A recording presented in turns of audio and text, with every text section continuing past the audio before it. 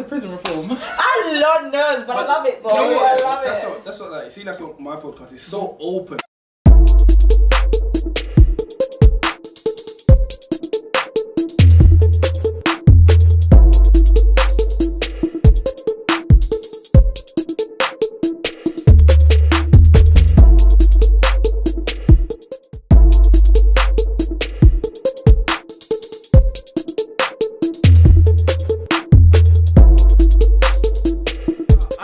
Been with, but like not in that sense, but like I've been with girls that haven't like been broke and all that.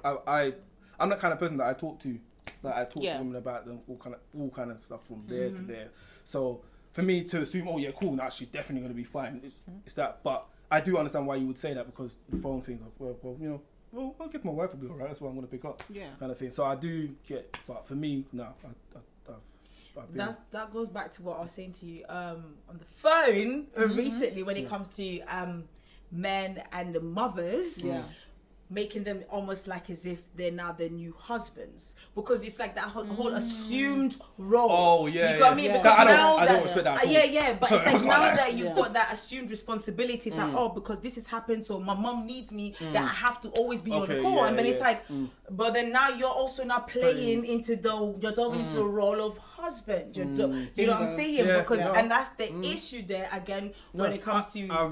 I respect that. Yeah, I can't because it's like you want to know that I didn't look at it like that. I didn't look at it like that, but has that is your back. Yeah, but then it's definitely. like if you know like your partner is like, no, but if mum calls, like mum's, then you're like, oh, so then I should have someone else on this, like somebody as an emergency contact, because it's not going to be my man. Yeah. In case something happens. It's true. No. I should just. I do like that. I do like that view. No, that is sick. I like that. I like that. No. Please don't cancel me. I'm all for women. Do you know what? I think that debate of like who's first, like your woman or your mum. It's a one you can delve deep into, because it's like. But it's very shallow for us women, because the way we, and you know, why tell me if I'm lying, like when we see, okay, this is my counterpart, my man, my guy, you and I are in this together and we're building, that's how it is. Yeah. See, but you say that, but I know girls that are completely the other way though. But they ain't built like us. Okay, cool. Okay. No, and that's how we do our thing. No, but I think I was speaking in more of like a general term. Of course, there's going to be women that don't necessarily think that, but generally, and I think it's because of how we are raised. I think a part of it is how we are raised within society, how women are taught to see relationships as opposed to men. That also delves into it as well. Yeah, you know what I mean? Because I feel like we're 100. taught to deem as relationship. This is your end goal. That's what you're brought here to do. You can have all these successes, and that's not good. But if you don't have a husband, what are you doing with your life? Sorry, just to cut in here. My brother's friend said to him, because he's my brother's in his 34, 5 now. Yeah, one and two, and his friends like. Same age. It's like, oh, I haven't got a wife, I haven't got this. You know, what's the word he used? He said, was it not that I'm used? But he said, like, I'm basically trash now. Like, how am I supposed to get married? How am I supposed to blah, blah, blah? Wow. I'm this old. You know, I'm supposed to have a woman when I was like 29. Should have had children, blah, blah, blah. And I was like, life doesn't always go the way you want it to be planned. Yeah. But it's that whole same way, like, oh, you need to be married by a certain time. The expectations of society. Yeah. And I think that's what holds back a lot. Even with mental health, that messes with your mental health. That's mental health. It's stressful. Yeah. Because I can't even lie. I remember one of my friends. She was like, "Oh yeah, you know, by the time I'm 21, I'm gonna have a house. I'm gonna end. Was it when I'm 24? No. She said no. When 21, she's gonna have like 2 children. And I think like 24, she's gonna get a house and be married at this one. I'm like, bro, like we're 29 now. It doesn't work out that way. It really doesn't. And I told her from before, like it's not like. I pray it does for your sake and your mental mind. But she's like, oh yeah, but you know, my mum was blah blah, and I was like, there you go, because your mum saw your mum do it. It's because you saw your mum do it, and your mum's always said, oh yeah, you know, you got to be this and blah blah. You feel like you need to be like that. Yeah, because you know what I'm saying? Back in the day, it was more common. Go to uni, get your 3 years, get a man, get your. Do you know what I mean? It was like literally that's what you're supposed to do. Yeah. And it's like now it's like if you're not going, because now you're more free to figure yourself out. You've got options. So now that you are, you're like, wait, but then if I'm trying to figure myself out, what time would I have to now also get this and get that and get that? Because I talked to quite a few of the younger generation, like younger girls, who are in the 20s, 19. I've worked with them, and the conversations I have with them, I'm always like, damn, I worry for them. Yeah, because they're like, I'm 20, I haven't done this, I haven't done that. I'm like, relax. And then it's like, they're also taught that pressure. Sorry. But you know what, yeah, we can blame social media as much as we like, but when we turn that off and we go home and we speak to the mums, dads, aunties and uncles, yes, we're calling you out. Yeah. And they constantly reminding the aunties, the mums, the uncles, because we're now in that generation now. Because our generation is having kids, baby. We're the aunties and uncles and the mums. So I mean, they've been having kids since you were 16. Yeah, but still, do you know what I'm saying? Like, because my sister is 17, I'm big to her. I'm a grown up. To a teenager. I'm To a teenager. Do you get me? So to them, it's like. But do you ever see yourself saying, "Oh, when are you going to do blank? When are you going to do X, Y, Z?" Because I see the stresses, and because I've dealt, because I know so many young girls, like I see how much stress, and I know how much stress it caused me, because how much I went to uni for a year because I knew I had to, but I didn't like what I was doing, and then I did this and I did that, and it took me so long to actually get to myself to here, when if I was allowed that space to figure myself out and given that grace, it wouldn't have taken me as long. I would have been here way before. So I don't do that with her. And in fact, if anything, I'll ask her, do you have an idea? It's school that puts that pressure, because she cries a lot about it. She talks a lot about it. I realize as well, school puts that pressure. You should know what you're doing when you're doing for your uni. You should know what you're gonna do after. How are you supposed to know these things? So then it causes anxiety, because she's like, oh, I need to make sure I have this, and I'm trying to do this, because then I don't know what I'm doing in uni. I don't know what I'm gonna do for uni. I don't know what I'm gonna do after uni. Blah blah blah blah. And it's just, I'm always like, breathe.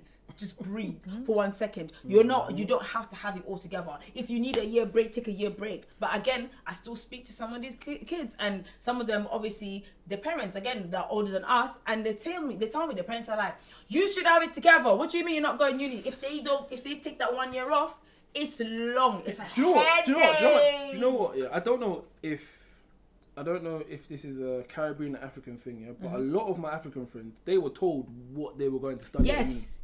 You see me, I went to uni because I wanted to go to uni. Okay. It was like, because I've never been one to be like, books, read. I've never been that. It's only like now I like doing all that kind of stuff. Before, never into reading like books and writing and essays and that kind of stuff. So even when I finished college now, my mum was like, oh, so what's your plan? Do you think you want to go to work or blah blah? And I was like, no, I want to go to uni. My mum was like, seriously? I was like, yeah, I actually want to go to uni. I was like, that's a lot of work and blah blah blah. I was like, yeah, why not try something? That's I think another reason why I said the same thing to my dad, and my dad said the same thing. He was like, you really want to go? I was like, yeah, like okay. I said even if it means I go for a year and I don't like it, but at least I tried it. And it was your choice. And it was my choice. And I think that's another reason why like I'm so close with my mum, because my mum's always been like, yeah, okay, cool, let's try it. See if you like it. Same with my dad. My dad's like, yo, like, cool, you say you want to go, try it. Yeah. We're here to back you. Same thing with my brother as well. Mum's always been like, okay, cool, my brother's done the whole tour of Asia. He was like, I don't know if I should do it, bro. My mum's like, what do you mean don't know? Go and see if you enjoy it. If you don't like it, encourage it. You know that you've done it. That's what you need. Do you know what I'm saying? My dad said to my brother, if you like it, you like it. If you don't like it, then you know you don't ever go back to the place again. But you know what I'm saying? And my brother has certain places that he likes to go and he doesn't like to go. You see what I'm saying? But I want to pick into the fact that you said, oh, that's why I'm so close to my mum. And I don't know, I've watched my brother's relationship with my dad, and I just wanted to know if it was similar to you in a sense of, did your dad ever like take you to go fishing, or did you have your special thing that you guys do? Have you ever had like a pint to drink at the pub together before? Do you know what? My dad's not a pint man at all. Okay, but did you ever have your thing, or do you know is that not a thing? I think no. The only thing we used to sit and watch movies. Okay. But that wasn't. But it wasn't like I used to fall asleep, of course. Don't we all, man? You know what I'm saying? But that was when I was like young. That was like what, maybe 5, 6 and stuff. But like when I got older and stuff like that, it wasn't really that. It wasn't really that anymore. I think. Did you ever want that? Not really, because then it turned into football. So we'd go every now and then. Like he had his mama, that's why he didn't need daddy's love. That's what I'm trying to get into. But you know what it is? But you know what it is? It's mad because my dad was working. So it's like, he would be like, I'd come in from school. My mum would pick me up. go so down you to my nan. got used to your mum. So I got used to my mum doing certain things. So then when I see my dad, it was like I could still go talk to him. That's one thing that I can always say, like, no matter what's going on. Yeah. If I call his phone, yo, what's up? If I tell him, yo, dad, I'm not feeling too good, blah blah. Go down and see him, talk to him, have a full blown conversation, whatever it is. So for me, I think, as you said, because I was so around my mum so much, that's why I probably would say, yeah, cool, I'm my mum's boy, because of I was always around her, so I see where she was and blah blah and stuff like that. I saw my dad, of course. I can't come home and coming from work, would have conversation, talk, blah blah, dinner, blah blah, then I'm asleep. So you see, like how they say, you don't spend. What's the thing? Your first 15 years, you're mainly at school or something. Or some, I can't remember how much hours it is or whatever it is. So it's like they say your teachers basically know you more than your parents because you're around them so much. Okay. You know of that. Especially if you've got parents where they're both working a lot. And stuff like that. First gen maybe, I don't know. How many generations settled here for you? Mum's mum. So yeah, that's. So you're like second gen British born. Yeah. Yeah. And on my dad's side, he came over here on his own. Okay. Yeah. So like, so you know what I'm saying? So in that sense, I was seeing my mum way more than I was seeing my dad. Yeah. Okay. It's only mainly weekends and majority of the time he was working weekends as well. So he's a chef. So he's like... Oh, his hours. Yeah. Oh, yeah. You know what I'm saying? So his hours are stupid. So sometimes like, I'll wake up in the morning and see him, blah, blah, blah. My dad, gone, off. I've come home, I'm chilling, playing my game. My dad come back like 8 o'clock, 9 o'clock.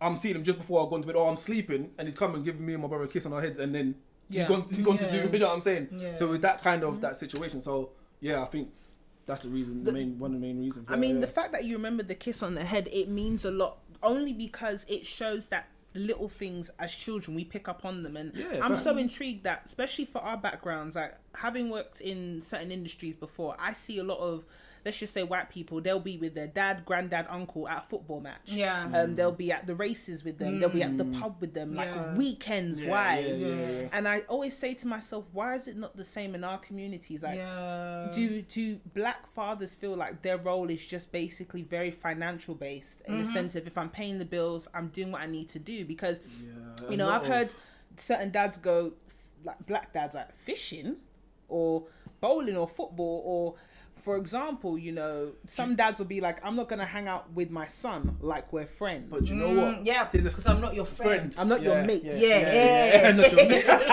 And it's age group. Exactly. And it's like, why do black fathers always feel like they have to have this kind of role and pedestal? And it's like, you can still respect someone.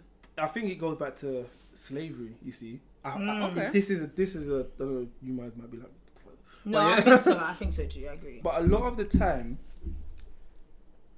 a lot of stuff that that happened, like, you know, raping of men and all that kind of stuff, you have to be. That's another reason why I think that whole situation of like being gay, blah blah, is so what the hell in the black community. Like, you shouldn't be. Yeah. I think that's another reason, because even like, you know, men being raped and all that kind of stuff, I think it was a thing of, no matter what you do to us, you're not gonna break us. Yeah. And that was the only way to break us. So when it comes back to that now, it's like a DNA thing. It's scientific, but it's like a DNA thing, like where you just want to just like man's head. Hard experience. Yeah, exactly. Yeah. You might be crying in deep tears behind, but no, do you know what? Can't let no one see. But the problem is that like you can make yourself vulnerable to your friends and to your fellow people. Do you know what I'm saying? I understand, you know, to make to the world, you need to look a certain type of way, but you really need to. Yeah, but I think I personally think it's from a slavery kind of thing. I think, to be honest, everything stems back down to slavery. If you really deep it, everything stems back because it was all so calculated, and it's crazy how much that they did to destroy the families and homes, and that's why it's like the whole separation between making the black man having to struggle, whereas and then the black woman ends up becoming the provider, and then you got him that think, okay, well, all I have to do is provide then, because clearly you don't need me, because you're independent. Okay, cool, fine. And it's like, what else is there for me to do, like after all of that? So I feel like it definitely stems back to slavery. I feel like it's mad though. And the stigma, like, and I'm sure you said like, you said the like father black fishing kind of thing, because of. It sounds mad, but we didn't get those choices to be able to go fishing. A lot of that weren't in a certain position. Like, for instance, if like a black man got into a certain position and he saw like, I don't know, his fellow white person, like fellow white colleague doing certain things, and he's taking his son fishing, and I might try that. So you might get the odd here and there. So you have to be exposed to it. Yeah. It sounds mad. It sounds once it's mental. It's not mental health, but like it's a mental thing. Like until you really want to you're explored or shown a certain thing, you don't really want to venture into it because you don't know anyone that's done it. Like for instance, me when I went on I went to like Prague and I did like loads of different bit of things. My friends were like, "Bro, you went to Prague? Bro, you went?" I'm not gonna lie. Someone said Prague, I'll be like, "Oh, yeah, like bro, you did this. Bro, you went Berlin." I'm like, yeah. And the only reason why is because I'm just adventurous and I want to go to these places. So I'm like, oh. Like there's certain places where like I'm like I still won't go because I know how you guys don't like black people there, so I wouldn't want to try and go there. Do you know what I'm saying? Yeah, certain spaces. But there's certain places of like that are just random. Oh, I wonder what that's like. And my friend's like, bro, why do you want to go there, bro? Like there's nothing there for us. And it's like, what do you mean there's nothing there for us? Yeah. The world is the world. Yeah. What do you mean there's nothing there for us? Like what? You don't even know. You've already been. You don't know. You don't even know. You've already calculated. Yeah, cool. I don't want to go there because of. Yeah. And we need to stop doing that. So we limit ourselves. No, we do. Because if we say the word bonding, what comes to your mind as a man? Bonding. Friendships, relationships. Yeah, like that kind of stuff. Yeah. Because I just feel like why can't black fathers bond with their sons? This is it. Because you said when we said bonding right now, the first thing that came to mind was friends. You didn't think family. Yeah. Whereas if maybe I asked people from another background, they might say, "Oh, my granddad, my dad." Yeah. No, it's true. Is that something you delve into? You would delve into with your own children? Oh yeah, facts, 100%. Like the people, as they say, like the mistakes that your parents make, you supposedly make better. Was it decisions? Better decisions. Forward. Yeah, moving forward. So like certain thing that when I was growing up, I'm thinking, I look now I'm like, why did you even react like that? Like when I have my child, I'm not gonna do that. Yeah. So you know, I don't know if you've seen that picture of like. Well, it doesn't actually say that, but it's like you're rubbish, and then it gets like to the third person and said like you're beautiful. Like the one like generational generation picture and stuff. It's like those kind of things, and I feel like that's like a hit and miss though. As in when it comes to, especially as I said, trauma being passed down. Yeah. So whatever. You gotta be strong. Yeah, you have to be strong, and you have to be like strong, open-minded, and being able to like critique yourself and see that that isn't okay, and I don't want to put that on my children. So when I'm having my kids, you got your kids, you're a bit more self-aware and try to make sure you're constantly being more self-aware when you're dealing with your children and stuff. Question, because would you guys beat your children? No. Yes. Why not? I wouldn't. I personally feel like because I was a person who I experienced that a lot. Yeah. I'm not gonna lie to you, I was a rebel. I was a real rebel. And what you beating me, I only just learned to firm it. It got to a point that my I'm not gonna lie. My mom used to lick me with that belt, with everything. And differently. It used to get to a point she was like, I'll just stand there. Lick me. I'm still gonna do what the fuck I'm doing. And it didn't teach me what she needed to teach me. All it did is make me fear her. Yeah. Fear doesn't teach what you need to, do you know what I mean? Those skills. Yeah. So it taught me to fear her and to fear my dad. That is it. So eventually I just grew immune, and then what happened as well, I didn't express myself. Because half of the time, what kids are getting licked off isn't even that deep. Yeah. But you just want a child to be a child. Because a lot of times, like this, for example, you go out with your child, you tell your child you need to behave, sit down. When I say sit down, stand up, when I stand up. First of all, you have to remember there's a child. Of course they're gonna jump up and down. They don't know the world, they don't know life. It's like we forget that they're kids and that they're going to explore. Anything new, they're gonna touch and wanna play and see and feel, and do you know what I'm saying? So we kinda just put that aside and expect them to be adults when they're children. So then when they don't listen, it's just like, you know what, licks, you're not listening to me, I didn't say. Instead of trying to make them at least understand, I feel like at least I would try my best to first at least have a conversation, understand, find better ways to deal with it before I even ever go to that. Because so many things could have been so much more avoidable. If my mom just told me that this is the reason why and I would have probably understood. But because you didn't and just thought lick me, I just did it again. And then you licked me, and I thought of a smarter way to do it. No, true. Do you know what I mean? So I got wise of being sneaky. That's all it made you better at avoiding it, and then you don't even what they intended. They didn't even get at the end of the day. This is it. And then when I look back when I'm older, I'm just like, it was pointless. That's the question. Why didn't you you just tell me, bro? Like, yeah, no, now true. I put that in my relationships because you didn't know that's how you behave. Because that's why women start thinking it's okay to hit men when they don't listen. And we don't support that.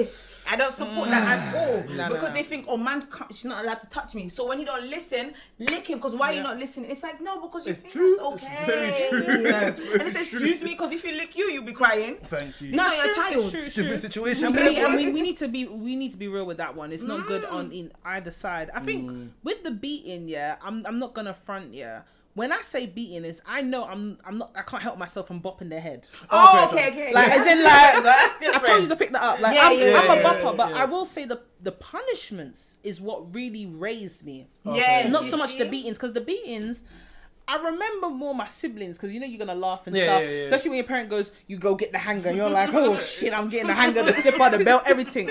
I remember the punishments, and I feel like especially indigenous African punishments are very strategic in making you they're smart. So exactly, my dad will be like, go and face the wall and raise your hands. That's a mad one still. So it's not no naughty step. We ain't got no naughty step in my house growing up. And he used to fall asleep. So that was the worst, because he's like, if your hand comes down, you're gonna get beaten. So it's not so much he had to even beat me, but it's the punishment. Or you'd have to balance on one leg, bend over, one finger on the floor. Yeah, I heard about that one. Yeah. And those ones are effective only because when you think of what you went through and what you did to get there, you think never again. It wasn't worth it. Never again. That's what I'm saying. Yeah, you build a unity with licks. Eventually, you just learn to be like, alright, cool, whatever. Like, you know what I mean? But when it comes to punishment, when it's stretched out, you feel it. As in no TV. Oh my God, your phone is gone. When they tell you, give me 1,000 push-ups. Because you did that. Whoa. In the sun. I tell you, the kind of in the boarding, listen, the kind of things that they'll make you do, you don't want to be naughty at all. Because it's long, fam. It's long. Okay. So you're just thinking, you know what? Lick me. Just give me I think I'm thinking that. Because it's quick. It's quick. That's very cool. Might couple wells on your skin and that. Because when your parents lick you, and then you cry in your room, and then eventually they come, there's dinner, there's ice cream, go ahead. That's the worst. That's the worst as well. When they're nice to you, you don't know if it's a trick. So you still keep that face like... and it's like, it tastes good, but I don't want to smile. But it tastes good though. I don't want to give them the satisfaction to know that the food is really good. It's banging. You don't even want to compliment your mom. Yeah, thank you.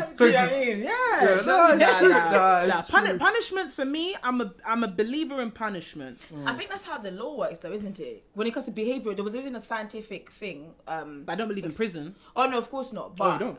No. Okay. Oh, but the same thing. Okay, let's delve into prison. Let me tell you this here. I don't believe prisons should be used to reform someone, because if you want to reform someone, it has to be a sense of isolation. You can't tell me this person's gonna go into prison and come out and be a better person in society, and they've spent X amount of years being with other criminals. So if you want to imprison someone, it should be on an isolation and therapy basis. You know, but to say, you have to put in the effort, man. That's what I'm saying. Reforming. It's like a drug addict. You think you just be like, you have to reprogram the person. They're gonna be changed. You know what I mean? You have to reprogram them. It's not a sense of reform, because reform is you're telling me if they go in for murder, they're coming out, they're not a murderer anymore. Oh yeah, no, you've just been feeding them, pumping them through with chemicals. What you're saying slightly, and half of the time, it's kind of like how the Nazis thought that they could reprogram Jews. Oh, you want to go there? I'm just saying, no. I'm just pushing the boat. I'm pushing the boat. Because he tried to reprogram and really tried to reprogram. But that's what I'm saying. If you want something to be effective, you reprogram. Then let's not act like Western society doesn't know how to do that. Western society has already reprogrammed our minds. Sorry, we keep going back to that, but slavery is a Willie Lynch. That's a reprogramming to its extent. So if you've already perfected it, Western society were calling you out. So then why would you say prison is the best thing to throw someone in a bin? It's because they have workers. They make money from it though. You do cheap labour. We look at the USA, friend. They make so much money from people being in prison. But let's call it what it is then, instead of saying that it's a sense of reform. Yeah, that's true. Because Australia was one big prison at one point. Yeah. We're calling out your granddaddies. I guess some people. The thing is, I guess some people can change though. I guess. Yes, they can. You can. No, because wait, I'm not too sure. I'm going biblical here, yeah. But doesn't I'm not sure, guys. Don't kill me. I'm out here. I'm still learning. Doesn't it say though that like if a man has committed a crime but he really truly means that he's like sorry and sincere and all that kind of stuff about that, he'll still go to heaven? I don't know if you guys ever. Yeah, if you redemption is real, and yes, it is a thing. And if you are truly remorseful for your sins and you ask for forgiveness, yes, you would hopefully go into heaven. But ultimately, it's not for us to judge it. Judgment Day is something that no one knows about in the sense of what your actual judgment's going to be. Okay. Yeah, but you know what? Yeah. Just as the final takeaways, just to round up the episode and whatnot. Yeah. We're gonna have to cut this. You know what? This is Hey Sis. What's up? What's up? Hey Sis, you're done now. On 2%. I don't know if he was gonna fit. Like, we can round it up. Yeah. Okay.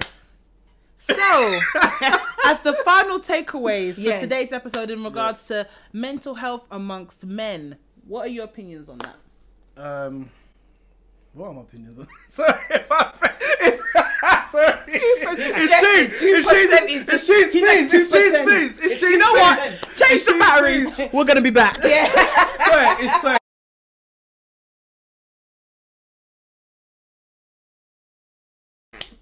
Okay, so on that note, just as our final takeaways in regards to mental health amongst men and in the community as a whole, what do you think about that? That it should be spoken about. That we should all embrace it. That's one of the main things, in that you shouldn't shy away from it. Like, if you feel this type of way, speak to a friend, speak to whoever you feel can help you in that kind of sense. Even if it means that you speak to a random person, but you just want to hear, sometimes you just want to hear like a random person's view. You don't want to hear your friends because you think you know what your friend's going to say, or you know your mom's going to say, family, etc., dad, blah, blah, whatever, brothers, sisters, all of that. So yeah, man, just talk. Talking is the best thing. We talk. No, we talk. We've been talking. No, definitely. I said we've been talking. As you said, we went from what? Mental health down to prison reform to Nazi to. You know what I'm saying? No, wait, you took it there, but it wasn't me. She really what she said earlier on. She was like, "Yeah, let's talk about us now." The lies. See, now we're gonna cut up now. You see that? No way. But yeah, no, definitely. I feel like in regards to specifically male mental health, generation wise, let's put the egos aside. What opinions a 50-year-old man might have had, or a 30-year-old man, let's just talk about what it is in the state of today, and talk. And you guys should be a brotherhood, man. Yeah. Women can only do so much. Yeah. We still building each other up. So with men, whether it's father, son, brothers, friends, be a brotherhood for each other, and forget about the egos, forget about the pride, and forget about being the alpha male. Yeah. The alpha male stuff can only get you so far. Yeah. So yeah. Anyway, I'm taking it. What? I mean, I agree with what has been said. I don't really know what else to add up, but just talk, or you know, go to therapy if you need therapy. Oh yeah. Yeah, do you know what I mean? Like therapy is important. I feel like everyone should do therapy. I've always said this. I've always seen this. No, therapy is important. Even if you feel like you're fine, it's still good to have someone you can talk to and confide to and help you with just your day-to-day stuff as well. Because certain things might bother you small, and you don't really deep it. So do therapy. Talk to your friends. Talk to your family. Whoever you feel like you can. But yeah, I agree with everything you said. So. No, definitely, especially that therapy one. I know a lot of people do assume. I know a lot of people do assume that therapy is expensive, and yeah, if you're trying to go to a Harley Street clinic, it can. But you can get free therapy sessions off from the NHS. There are therapy sessions that you can do online via Zoom, or also just you can save because all that true. Gucci you are buying. You know what? AY is always gonna call out people. You know, do you know what? She's gonna call them out. She's gonna call them out. No, it's true. Save that money and go and do some therapy. Because we all have the same 24 hours, yeah? We all. Yeah. You see this girl? But not everybody can afford them. But you can go online and that's £700. See, this is the 24 hours, people. 60 quid, maybe, you know, bring per us session. But £700 Balenciaga's going to get you where? You can't even afford milk. You're worrying about that. Worry about therapy. Okay, the cameraman has spoken. So, before you go, make sure that you like, subscribe, share, comment, follow. Attach the link below. You be watching Hey Sis. Stay tuned, baby. See ya.